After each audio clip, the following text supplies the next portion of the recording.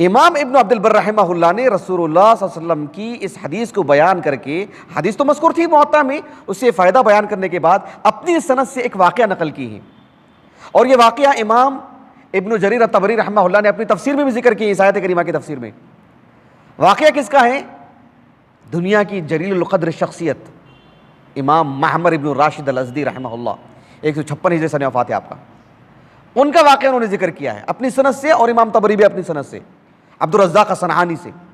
امام عبد الرزاق صنعانی رحمہ اللہ اپنے استاذ امام معمر کا قصہ سناتے ہیں کہ امام معمر رحمہ اللہ نے کہا کہ دخلت بیت قتادہ، میں قتادہ ابن دعامہ السدوسی رحمہ اللہ جو کہ بصرہ کے ہیں، اور امام معمر بھی بصرہ کے ہیں، کیا کہ میں ان کے گھر میں داخل ہوا، اور گھر میں داخل ہوا فابصرت رطبا، میں نے رطب دیکھا، پکے کھجور ان کے گھر میں رکھے ہوئے تھے، فجعلت آکلہ، کھانا شروع کر دیا لے کر کے میں۔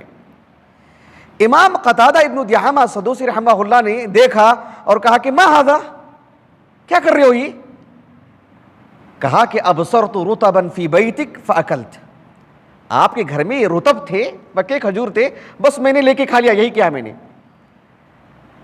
آپ نے کہا کہ احسنت، کیا جواب دیا آپ نے؟ کیا کہا آپ نے؟ احسنت لأن اللہ عز وجل قال او صدیقکم، ایسے کہا آپ نے، کہا کہ تم دوست کے گھر میں ہو۔ لیکن حیرانی اور دلچسپی کی بات یہ ہے کہ قتادہ ابن دعامہ السدوسی رحمہ اللہ کا سن ولادت 60 ہجری ہے، کتنا؟ 60 ہجری، اور معمر رحمہ اللہ کی ولادت ہوئی ہے 96 ہجری کو۔ کتنے سال بڑے ہوئے ان سے وہ؟ 36 سال بڑے۔ کتنے سال بڑے؟ 36 سال بڑے۔ امام قتادہ کی وفات ہوئی 117 ہجری کو لگ بھگ، اس وقت ان کی عمر لگ بھگ 20 سال کی تھی۔ کہاں 20 سال اور کہاں، کتنا فرق، 36 سال کا فرق ہے۔ اور جب ان کی وفات ہوئی تقریباً یعنی ایک 60 سال کے قریب ان کی وفات ہو رہی ہے، 60-65 سال کے قریب، اور ایک 20 سال کا نوجوان ہے، لیکن علم سے اتنا گہرا تعلق کہ بھائی تو آپ نے ایک دوستی کا درجہ دے دیا، کہا کہ آپ اپنے دوست کے گھر میں ہیں۔